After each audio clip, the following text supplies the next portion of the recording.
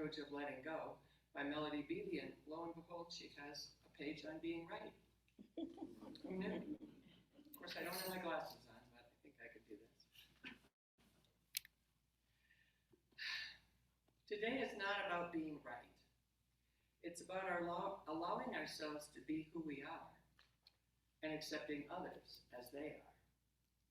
That concept can be difficult for many of us if we have lived in systems that functioned on the right-wrong justice scale. The person who was right was okay. The person who was wrong was shamed. All value and worth may have depended on being right. To be wrong meant annihilation of self and self-esteem. Today, we are learning how to strive for love in our relationships, not superiority.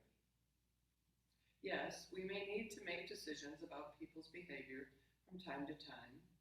If someone is hurting us, we need to stand up for ourselves. We have a responsibility to set boundaries and take care of ourselves. But we do not need to justify taking care of ourselves by condemning someone else. We can avoid the trap of focusing on others instead of ourselves. And we are learning that what we do needs to be right only for us. What others do is their business and needs to be right only for them. It's tempting to rest in the superiority of being right and in analyzing other people's motives and actions. But it's more rewarding to look deeper. And the affirmation, I will read it and then I will speak it a little at a time, and you can say it after me. Today I see the good in all people and in all conditions and in myself.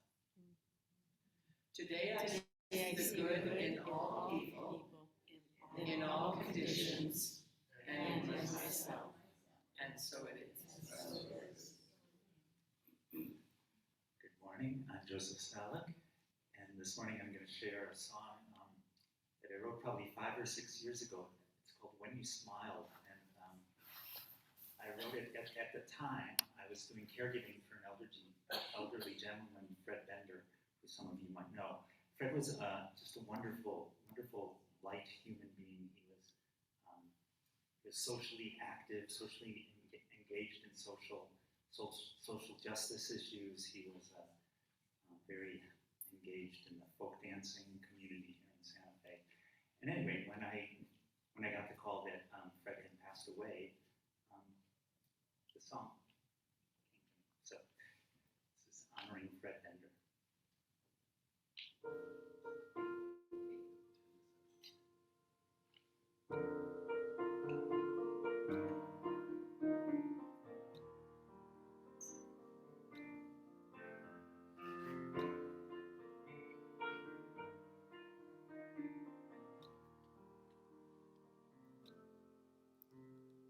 When you smiled, I felt the sunrise. Looking in your eyes, I thought I'd been reborn. When you smiled, I felt the sunrise resting in your heart. Your kindness brought me home. Every day, feel the truth. When we bless, we light the world. All around us, a warm wind is blowing, lifting us up. All around us, a gentle wind is blowing, letting us let go.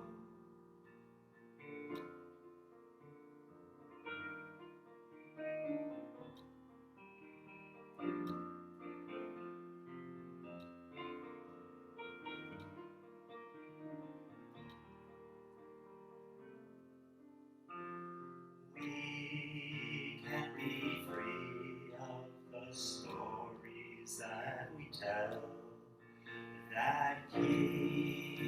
just living in a private hell.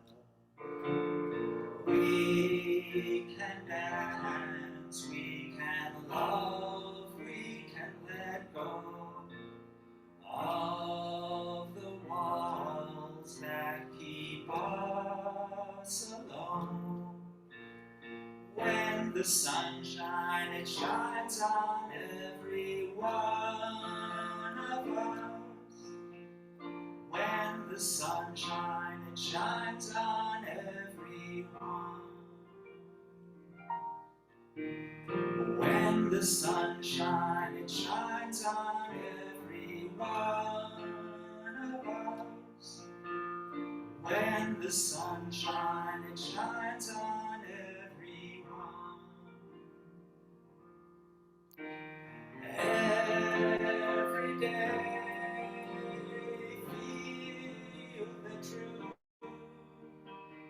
When we bless, we light the world. Every moment, know the truth. When we bless, we light the world.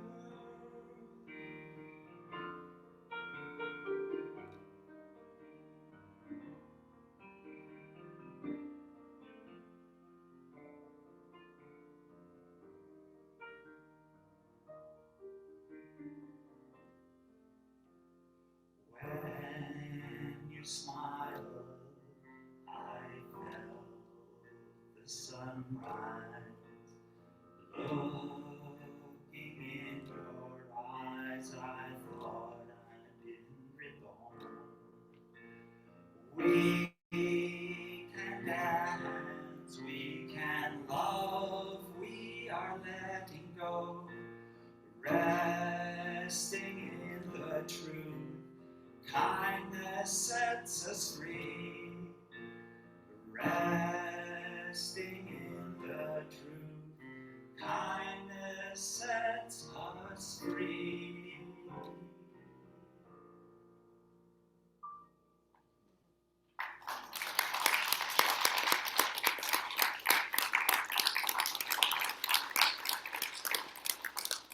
Thank you, Joseph.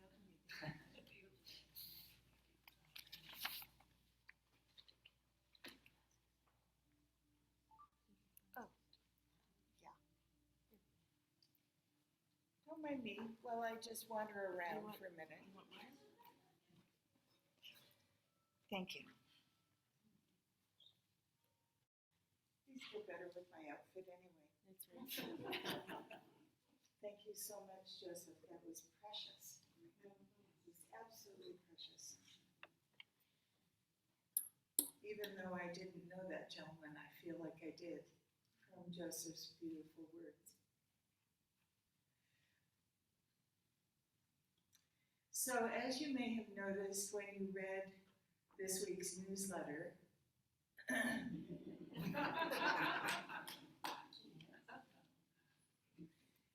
we are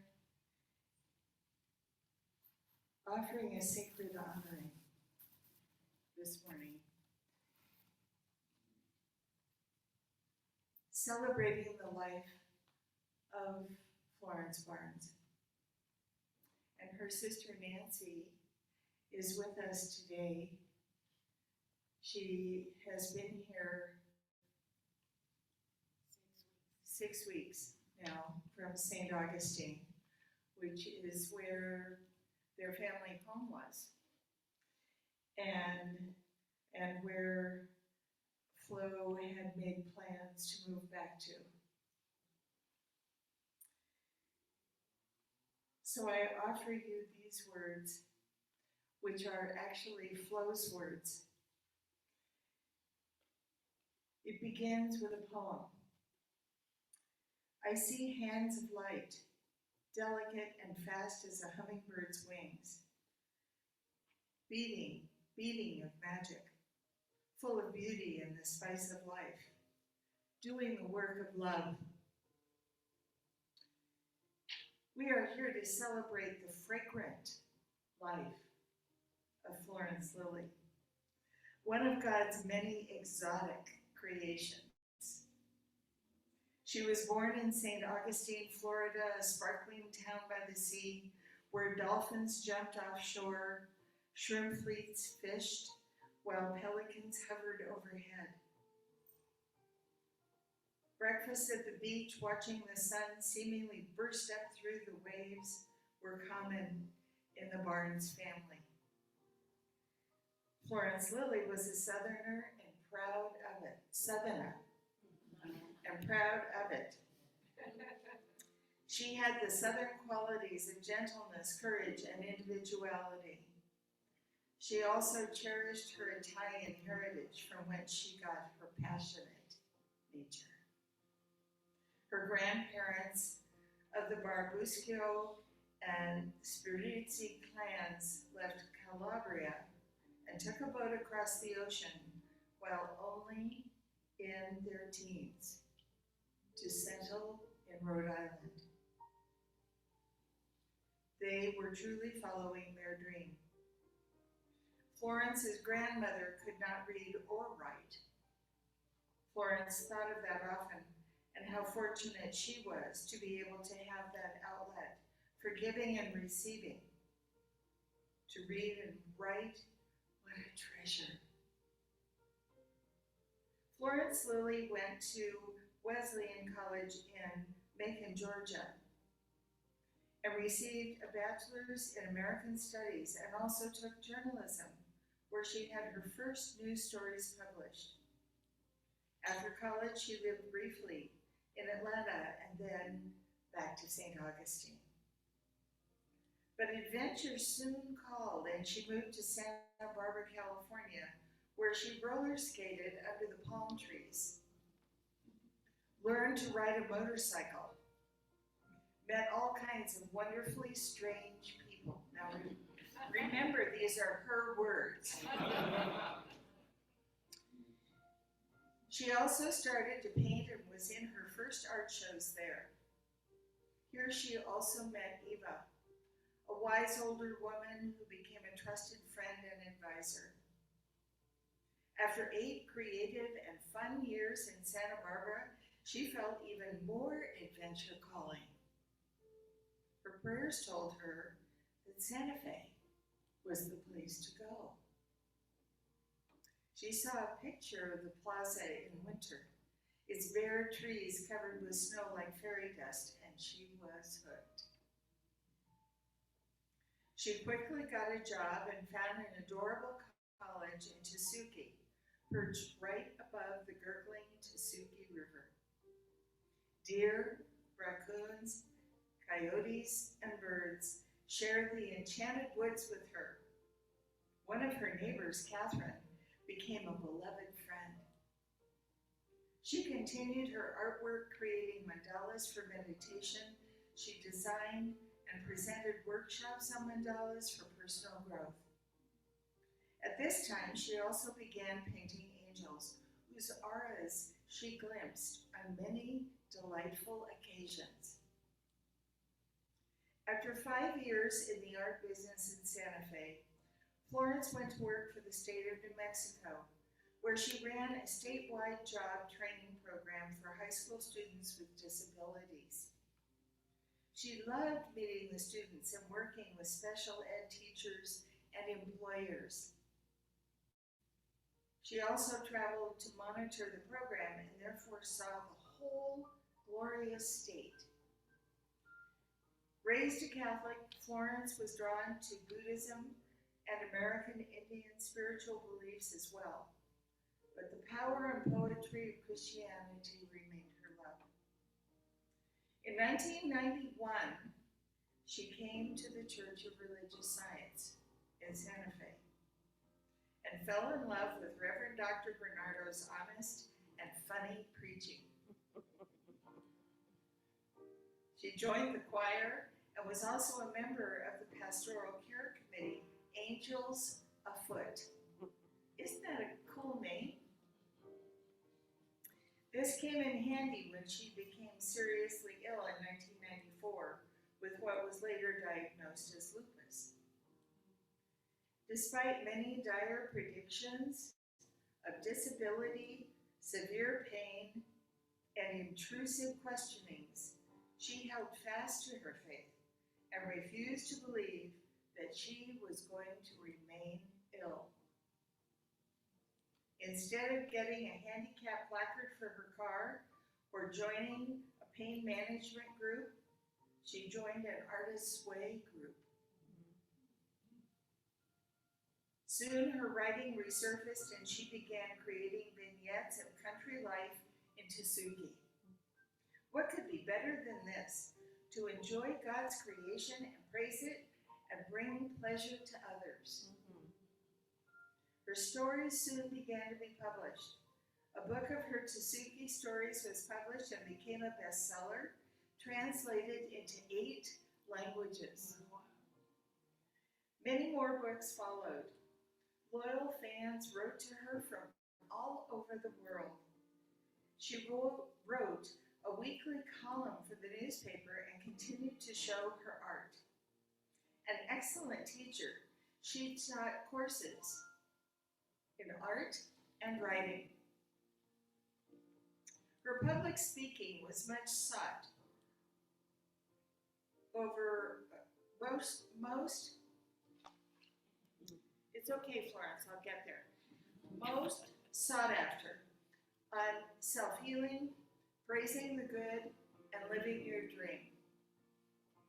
A community activist, she did not hesitate to stand up for what she believed was right. She also was a selfless advocate for those who needed help in the area of healthcare. She was thankful for all the joy she had received from God and encouraged others to believe in themselves and trust God, to have courage and live fully, which Flo certainly did.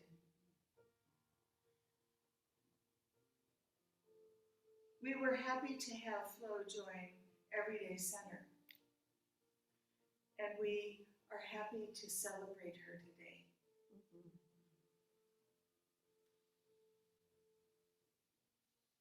The poem that began this reading, I will read it once more. I see hands of light, delicate and fast as a hummingbird's wings, beating of magic, full of beauty and the spice of life, doing the work of love. And the last line, I see hands of light, busy hands, blessed hands, doing the work of love.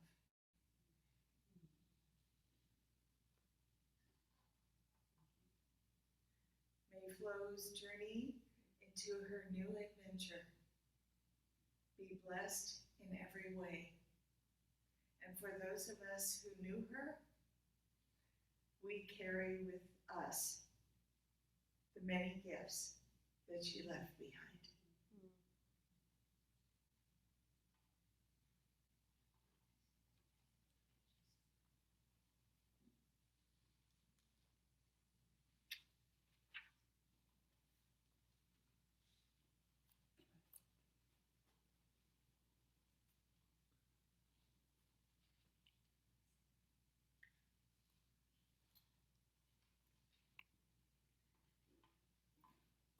Good morning, every day. Good morning. I am so grateful to have had this opportunity to honor Flo, to celebrate, for those of you who didn't have the pleasure to know her, to celebrate this woman who just insisted on being full of life. She just insisted. And if you couldn't get that, what was wrong with you? Now, she and I would have had a very interesting conversation about today's talk. Because, oh, by the way, I'm Reverend Ann Ray, in case you've forgotten. And I am overjoyed to be with you today as the senior minister of the incredible Everyday Center for Spiritual Living.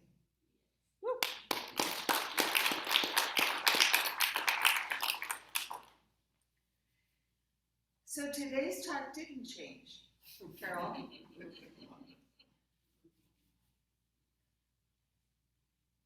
Today's talk, for those who read their newsletter,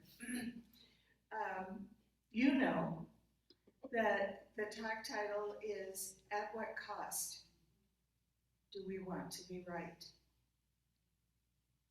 And you had some hints along the way.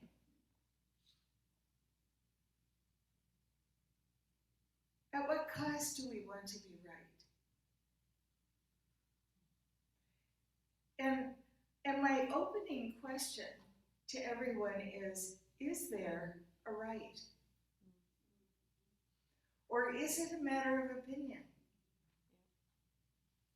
Is it a matter of perspective? Now, we can find other people who agree with us. And then, of course, that goes beyond opinion and perspective because we found other people that agree with us.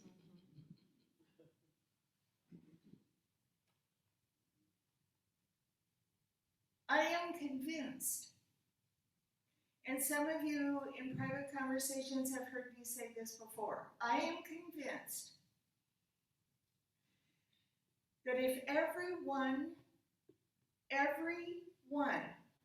in the world could learn to actively listen to each other and to other people, people of different cultures, people of different philosophies, people of different ideologies, if everyone could learn to actively listen,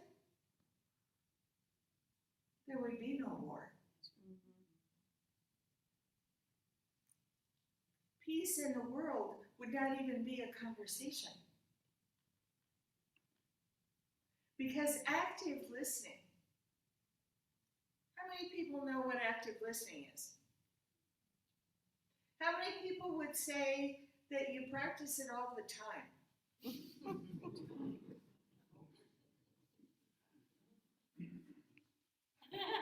Oh.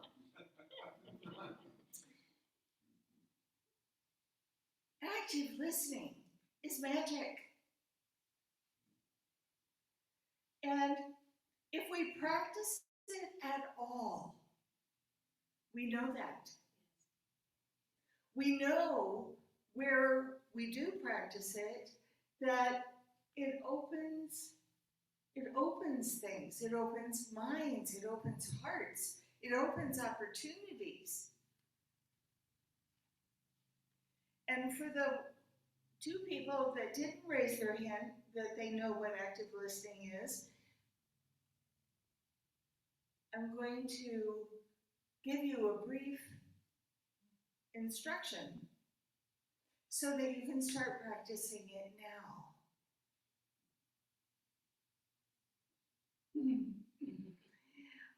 So, I discovered, after taking countless classes on good communication skills and ways to gain entree into someone's interests and all that kind of jazz, that it's all really active listening. It's all active listening. So let me just explain the basics of active listening. And for those of you who already know this, listen up. Because if you are practicing it all the time and there wasn't a single hand that went up other than mine, if you are practicing it all the time, you need to reconsider how it works and how important it is and how life-changing it is. Active listening, the number one rule for active listening is respect. it's not just sitting there and listening to somebody go blah, blah, blah, blah, blah, blah, blah. It's respect. Because you're actually interested.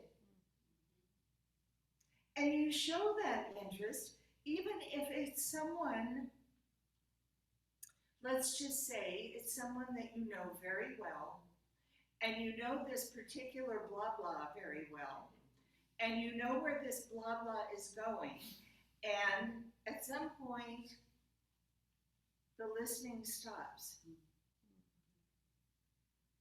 I'm not going to ask to see a show of hands about that. Once the listening stops, the respect has left the room. Now, sure, we may all have someone in our lives, often someone close to us, who says the same things a lot. It happens.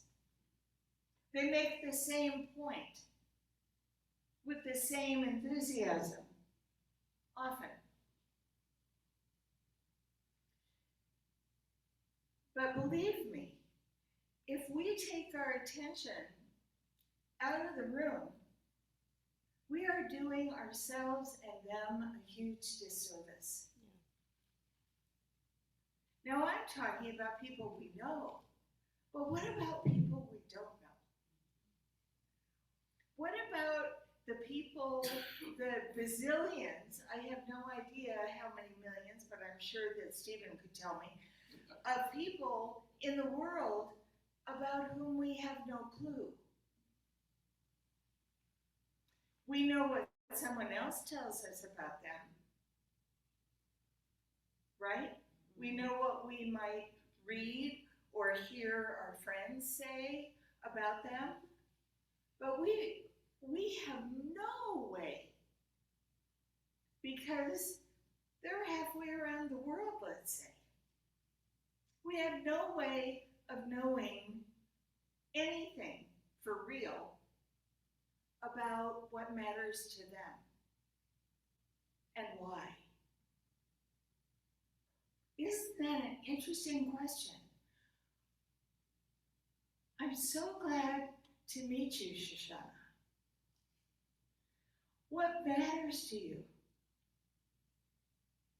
And why does that matter to you? Now, if we follow those questions with active listening, which means paying attention and not preparing our reply, oh, I heard those chuckles. It means listening with our full presence. The answers to those questions, the responses to those questions will tell us a lot. Will tell us a lot, even about the people we think we know. There is so little we know about the people we think we know. Yeah. We make up stuff all the time about the people we think we know. And what's even sillier is not only do we make up stuff about the people we think we know, we respond to the stuff we've made up. So let me give you an example. I could make up that that Denise hates beaches. How could anybody in their right mind hate beaches? Especially this time of year.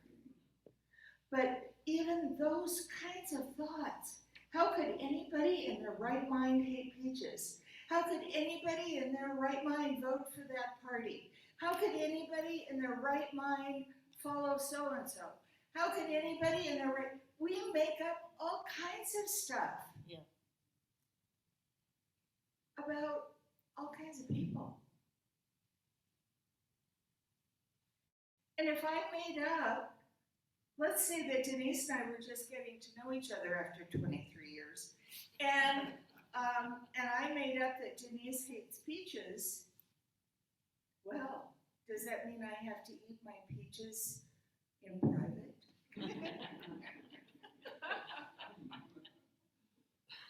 Does that mean that Denise has some kind of personality flaw? At what cost do we want to be right? At what cost? I would way rather be curious than right. I would way rather not have all the answers than be right.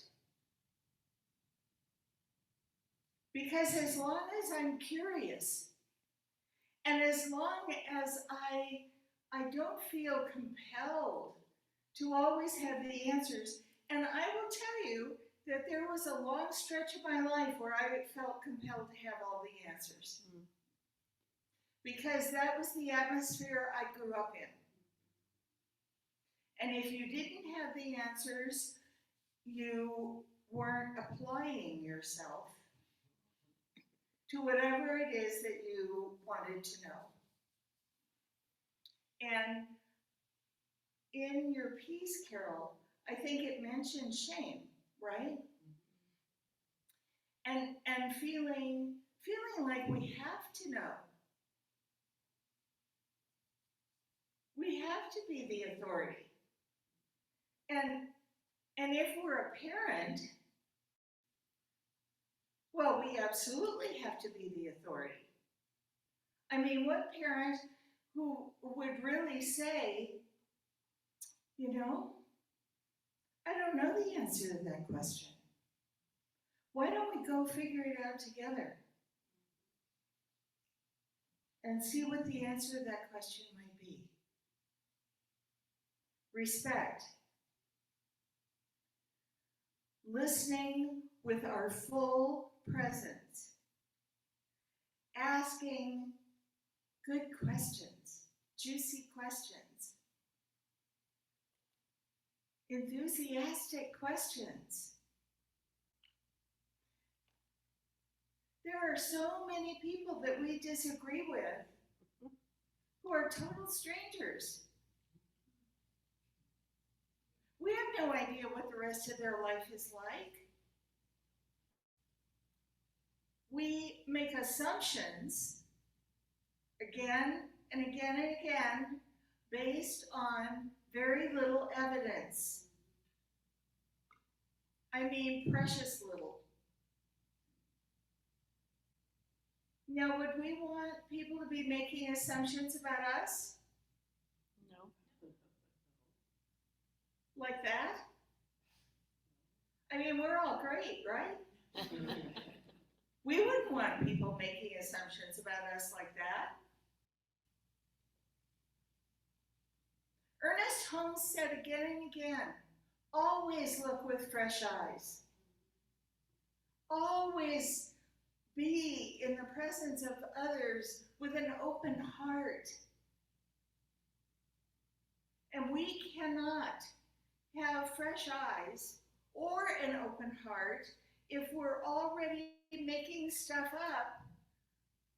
I'm really doing good about sticking with stuff. If we're making stuff up about who these people are, what they think, what matters to them, what doesn't matter to them. So I'm going into some deep water. I just thought I'd let you know. That's why I wore short pants.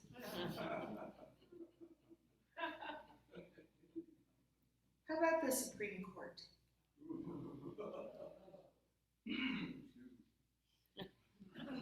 You're excused. Now, I have opinions, lots of them, about some of the decisions that have been made. I do not attach those opinions to the people who have made them. Because I know diddly squat about the people who have made them, other than what I've read in what I no longer call the news, because it's the olds. It's never new. It's always the olds. I don't know anything about those people. I know if I want to pay attention, if I want to use the news and social media as my access to whatever's true about people in the world, about them as people, not justices, people. I don't get that from there. I don't get it from there. What I get from there is what those points of information, we'll call them, what they want me to know. Right. Yep.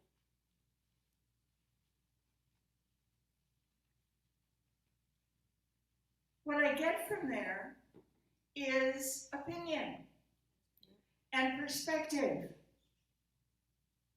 that has already been concluded.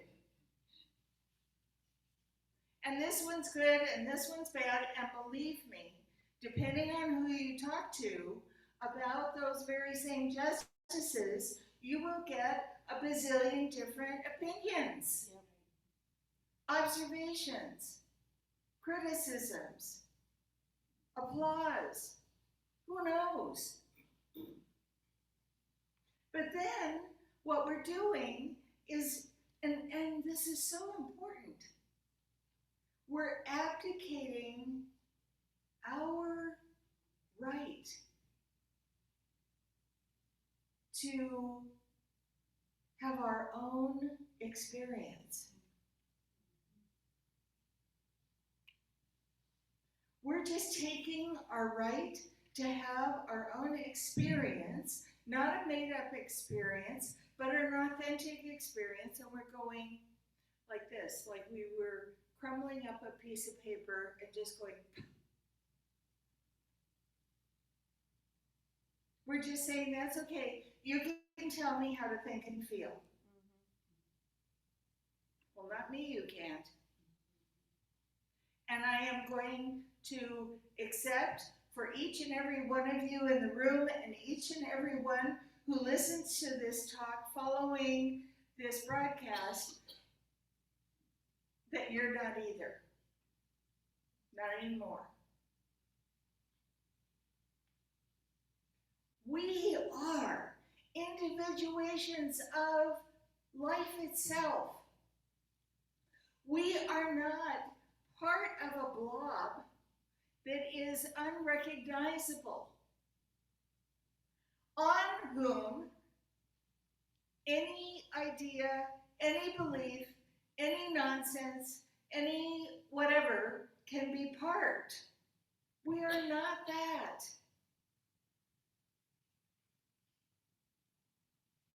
We are individual expressions and revelations of life itself.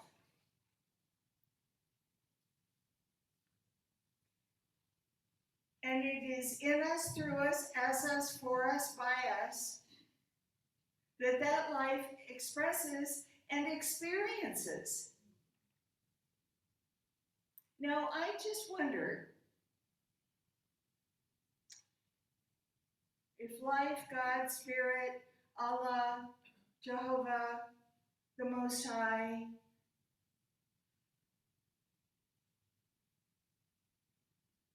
if it were hanging out with us, as it does 24/7,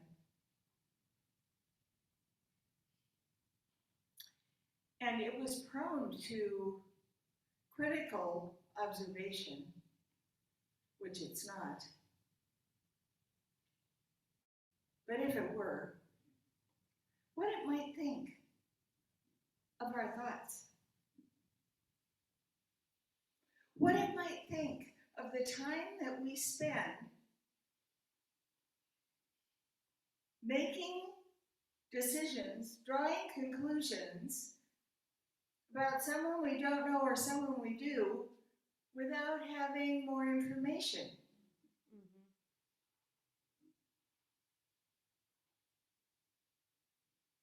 My gosh, when we have the opportunity to actually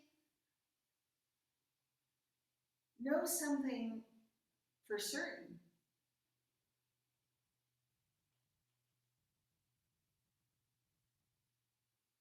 are we blowing it off just to be part of a collective that has made this conclusion? Now, a very important part of active listening doesn't mean agreement.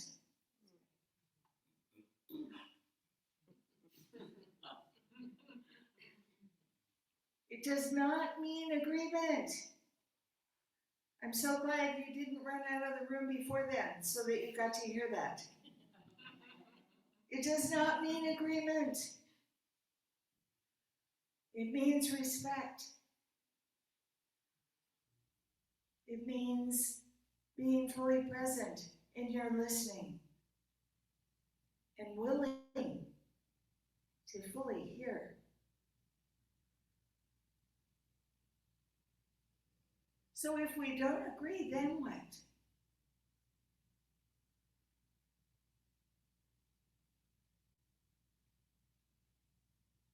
You're not seeing things. I am really trying hard not to laugh. If we don't agree, we don't agree. Yeah.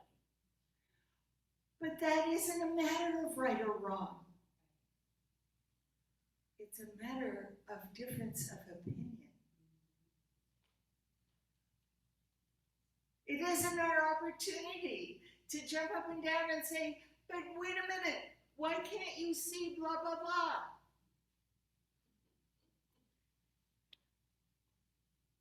How someone else sees the world is not our lane.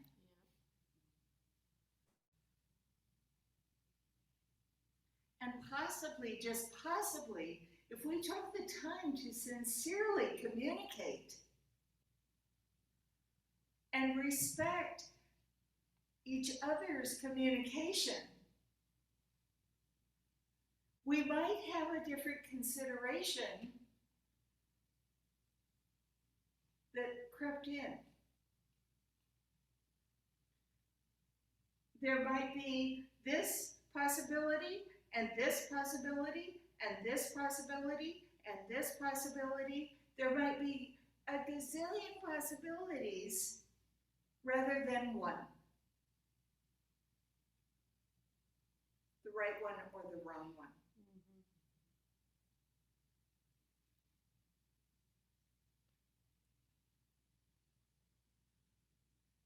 Judgment is not our friend. Judgment closes us off from living. And we may think that if we don't, make a judgment and hold our ground about someone or something, that we're just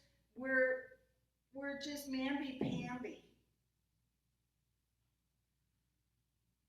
No. What we're doing is we're participating in life fully. And we are modeling for others by our active listening and by our respect. We are modeling for others what it means to recognize that we have more in common than we have difference. Yes. which is still not an excuse for right or wrong.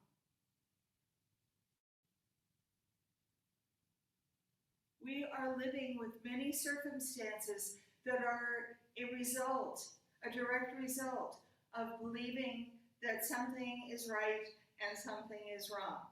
And if something is right and something is wrong, the wrong thing has to be eliminated or punished in some way or restricted in some way. And that has been a practice that has been in place since there have been humans on the planet. It didn't just start yesterday. But we can stop it. We can change it. We can make a difference. So with all this, all this going on in the world, how is it possible for me to change my mind and listen differently and respect the person that I am learning about enough to listen differently? How can that change the world?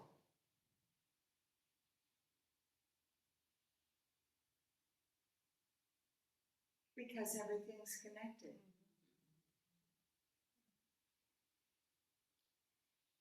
It's all one, or it's not. Yeah. And if it's not all one, holy moly.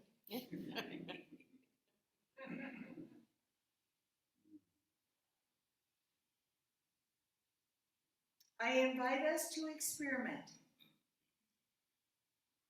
To experiment with being our most respectful, our fresh eyes and fresh ears and fresh heart selves. And just laying it out there. And start with people we know the best, about whom we may have made decisions and drawn conclusions a long time ago. You may hear something you've never heard before if you stop expecting what you're going to hear. And if you stop preparing your response to that expectation. Yeah. And so it is. And so it is.